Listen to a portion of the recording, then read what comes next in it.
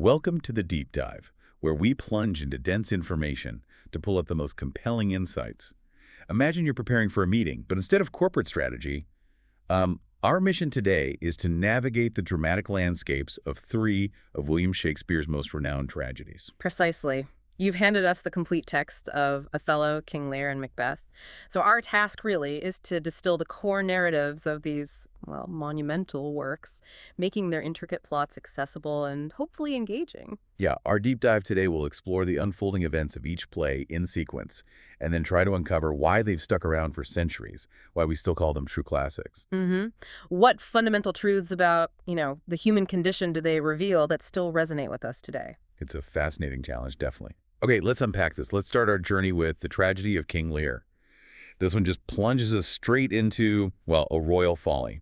We meet King Lear. He's an aged monarch, and he makes this fateful decision. Right, to divide his kingdom among his three daughters. But not just divide it, no, he bases it on their public declarations of love. Which sounds, I don't know, almost charming on the surface. But yeah, it sets the stage for utter catastrophe. It absolutely does. His two eldest daughters, Goneril and Regan, they quickly launch into these extravagant, almost sickeningly sweet speeches of devotion. Total flattery. But his youngest, Cordelia, the one he supposedly loves most, she just responds with a quiet, truthful nothing.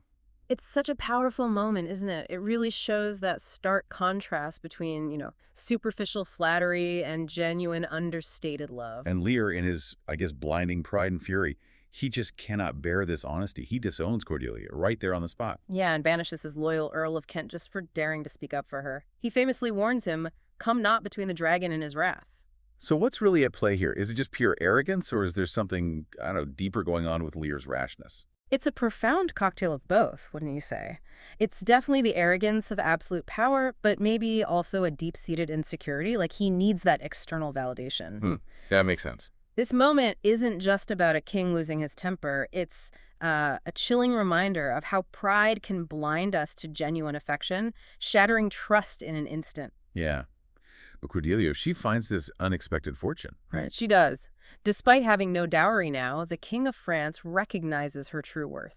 He's willing to marry her, proclaiming, "Fairest Cordelia, that art most rich being poor, most choice forsaken, and most loved despised." Wow. So she leaves for France, heartbroken, obviously, but the consequences of Lear's actions back home are, well, just beginning. Oh, they unravel fast and mercilessly. Goneril and Regan, now they've got their share of the power, they quickly show their true cruel natures. They immediately start diminishing Lear's retinue, disrespecting him, treating him like a burden, not a king. Exactly. And their cruelty escalates shockingly fast. Regan especially seems to take this almost sadistic pleasure in treating him badly. Didn't she support putting Kent in the stocks?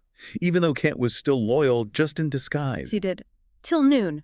Till night, my lord. And all night, too," she says. Just pure vindictiveness. This relentless psychological torment just drives Lear towards despair and fury.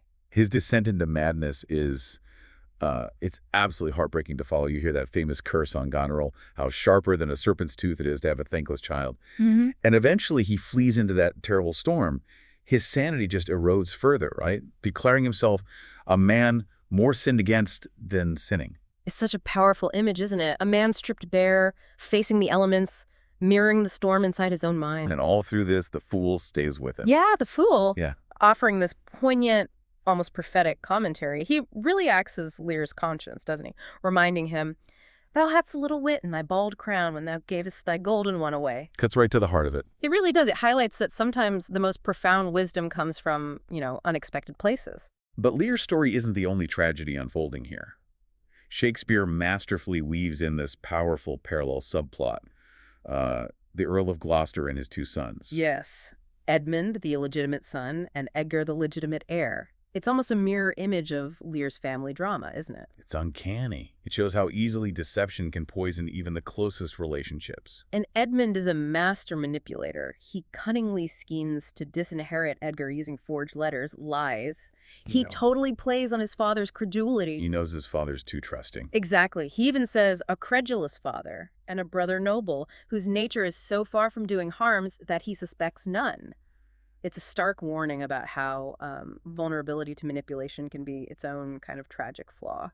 And the cruelty just escalates beyond belief when Cornwall and Regan, they brutally torture Gloucester. They literally blind him. It's horrific, a real low point of human malevolence in the play. Yet, in that agony, Gloucester finally sees the truth, right? Right. He realizes Edmund's treachery and Edgar's innocence. Oh, my follies, then Edgar was abused. Such an agonizing, ironic moment. Literal blindness leads to spiritual sight. Yeah. And this is where Edgar, who's been disguised as poor Tom, steps in. He poignantly guides his blind father, ultimately leading him to what Gloucester perceives as a miracle that saves him from suicide.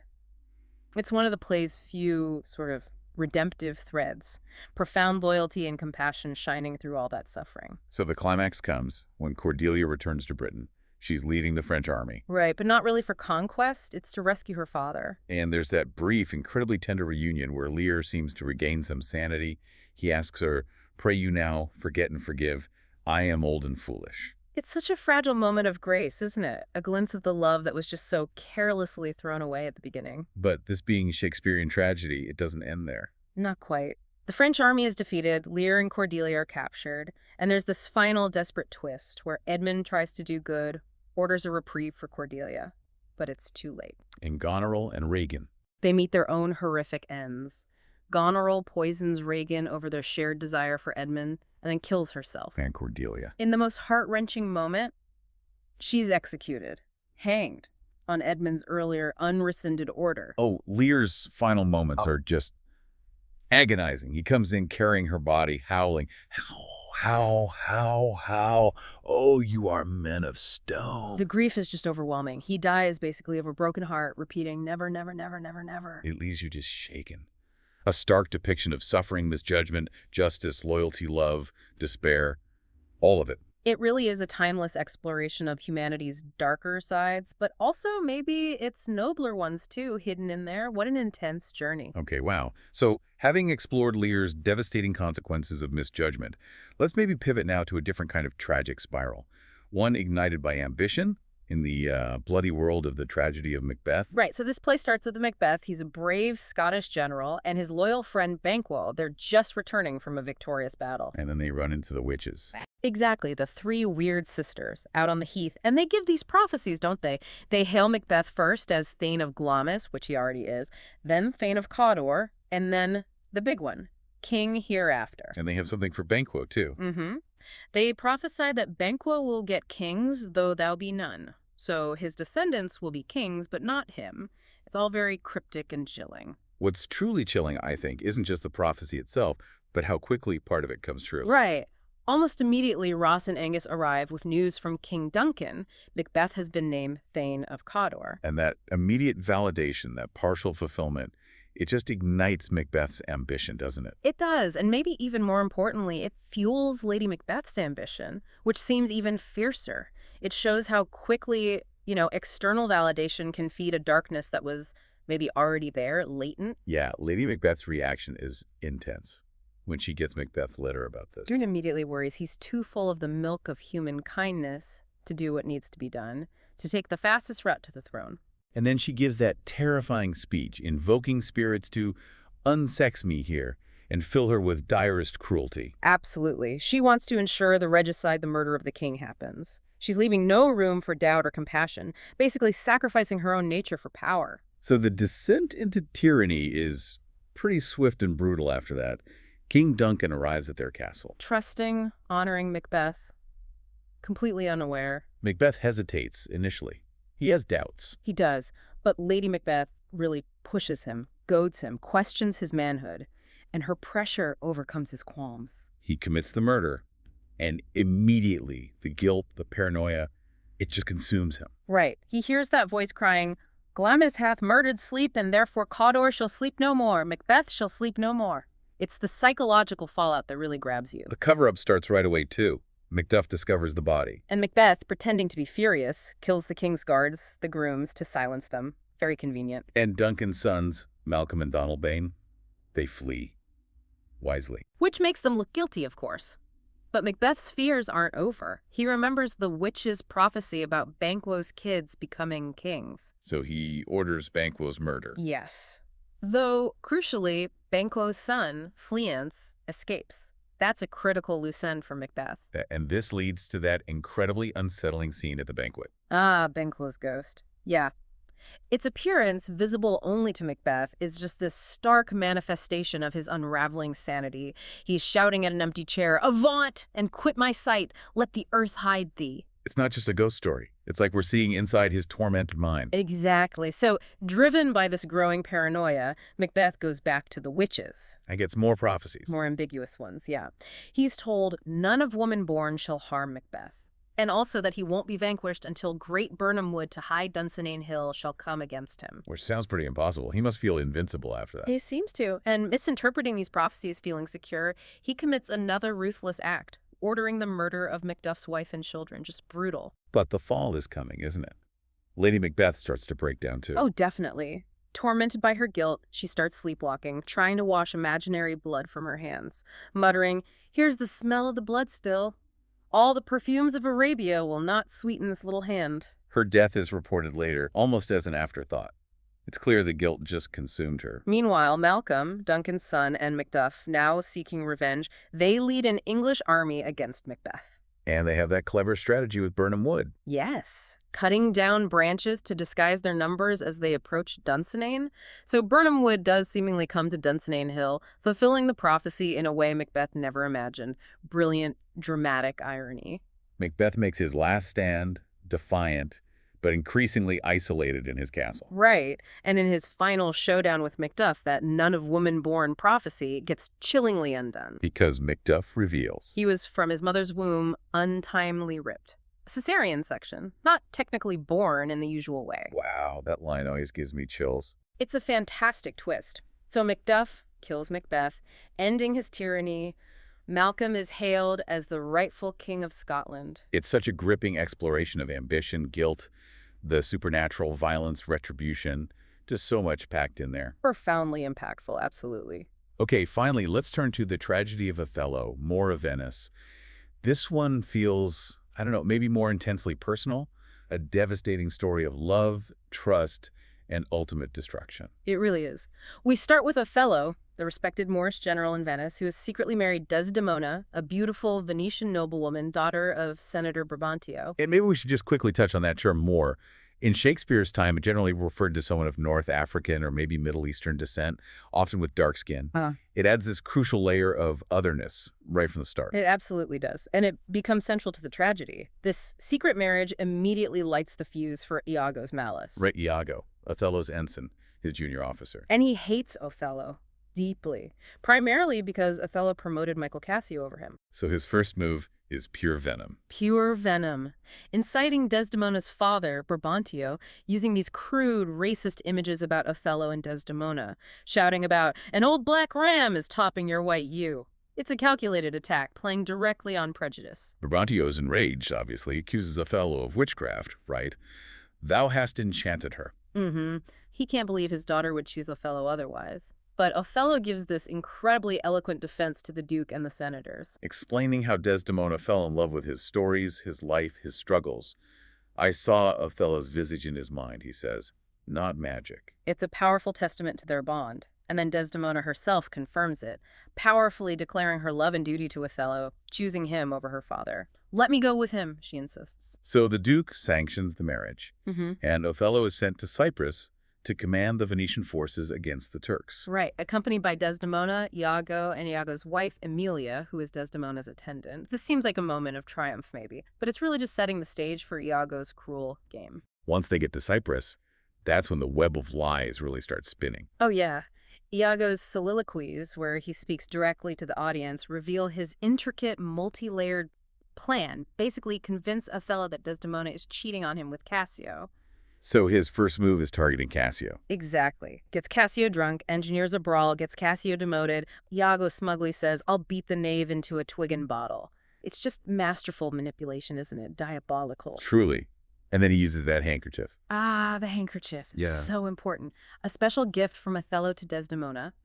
Iago uses it as the crucial piece of proof. How does he get it? He gets his wife, Amelia, to steal it for him. She doesn't know his full intent. And then he plants it in Cassio's lodging. Such a small thing, an innocent object becoming this devastating weapon. It shows how easily trust can be manipulated, how evidence can be manufactured. And as Iago keeps dropping these insidious suggestions, planting seeds of doubt, manipulating conversations, Othello's mind just gets slowly, agonizingly poisoned.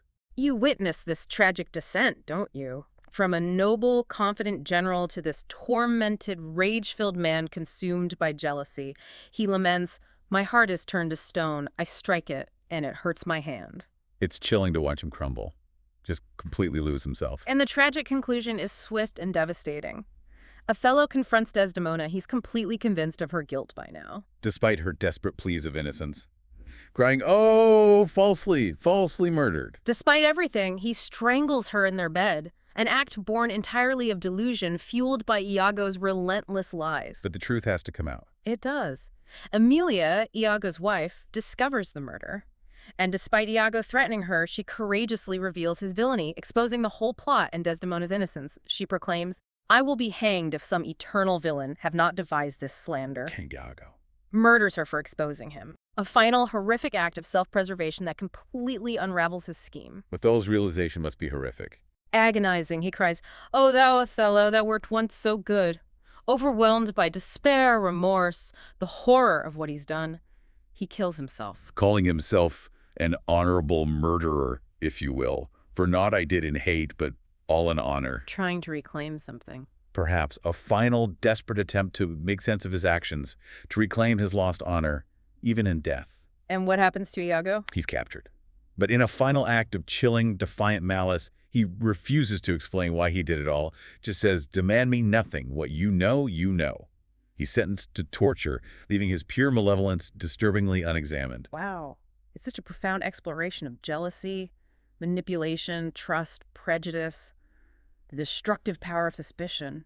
Leaves you thinking about human vulnerability, definitely. And human malevolence, too. Oh. A powerful, unsettling dive indeed. So as we reflect on King Lear, Macbeth, and Othello, it's kind of striking how these plays, written centuries ago, still hit so hard. They definitely explore common threads of human experience, don't they? Like betrayal seems huge in all of them. Absolutely. In Lear, you get that raw, visceral betrayal within the family daughters against father, which just shatters everything, the kingdom, the family itself. Right, and then in Macbeth, it's the ultimate political betrayal, isn't it? A general betrays his king, his friend, which spirals into tyranny. And Othello gives us that incredibly intense, intimate betrayal, or the belief in betrayal destroying a marriage, a love, a life. Each one shows how tearing trust apart just creates absolute chaos. Another thing that jumps out is the corrupting nature of power and ambition. Macbeth is like the poster child for that, right? Unchecked ambition just leads straight to moral decay and tyranny. His desire for the crown consumes him. It does. But Lear, interestingly, shows the other side, the dangers of power given away rashly, carelessly, and then the struggle to keep your identity when that power is gone. So it's not just wanting power, but also how you handle it or lose it. Exactly. The path to ruin can take different forms. And then there's that theme of blindness and sight. It keeps popping up. Lear's initial blindness to who really loves him. Gloucester's literal blinding, which ironically helps him see the truth about his sons. Yeah, and Othello's complete emotional blindness to Desdemona's honesty, contrasted with Iago's sharp, manipulative sight, his ability to see and exploit everyone's weaknesses. It's a really powerful, recurring motif about perception, isn't it? It really is. Which connects, I think, to madness and sanity, too. Definitely. Lear's breakdown in the storm, Lady Macbeth's sleepwalking, her guilt-driven hallucinations, Othello's fits of jealous rage. They all show the human mind just cracking under extreme pressure. We see the characters push way past their limits, the psychological cost of everything. And maybe underpinning all of this is that constant tension between appearance and reality. Oh, yeah. Goneril and Regan's fake flattery. Yeah. The witch's fair is foul world that Macbeth enters. And Iago, the ultimate master of appearing honest while being purely evil. Honest Iago, they call him. It's a constant warning from Shakespeare, perhaps, to question what you see, what you hear, look deeper. So while they share all these huge themes, each play still feels distinct, doesn't it? Like they focus on slightly different aspects of the tragic experience. I think so. King Lear feels epic, exploring the breakdown of family, the state, even the self. It's this huge search for basic human values amidst utter chaos and suffering. Whereas Macbeth feels more focused, maybe more psychological. It really zooms in on the degradation of one person, Macbeth himself, driven by ambition and guilt. And the supernatural element is much stronger there, too. Right, it's a chilling character study, and Othello feels the most intensely personal, perhaps. A domestic tragedy, really, focused on love, trust, jealousy, manipulation within this intimate relationship. With those added, really uncomfortable layers of racial prejudice woven in. Exactly, adding complexity to Ago's manipulation and Othello's vulnerability. So stepping back, what can we still learn from these plays today? I mean, they're old, but They feel incredibly relevant. For one, they really highlight the enduring fragility of trust. How easily it can be shattered, sometimes by just one misstep or one malicious person. yeah, and tied to that, the insidious nature of manipulation. How easily it works when we don't question motives, when we just accept appearances. It's a timeless warning, really. Definitely. And maybe most importantly, they underscore how vital self-awareness and critical thinking are, especially when emotions are running high, when jealousy or anger or pride clouds our judgment. We see these characters make choices that, from the outside, seem almost unbelievable. Yeah, you watch Othello and you just want to shout at him, "Don't you see?" Exactly. Ultimately, these tragedies remind us of the devastating consequences our choices can have, not just for us, but for everyone around us. And they reflect these timeless struggles: power, loyalty, finding meaning in a world that often feels chaotic. It's like these plays, hundreds of years old, are still holding up a mirror to the deepest parts of human nature. They make you ask, what are the real costs of our desires? How well do we actually know the people closest to us? What stands out most to you when you think about these stories? Well, thank you for joining us on this deep dive into Shakespeare's greatest tragedies. We hope this has given you maybe a shortcut to being well-informed, spark some new insights, or perhaps even a desire to pick up these timeless works and explore them for yourself. Until next time, keep digging deeper.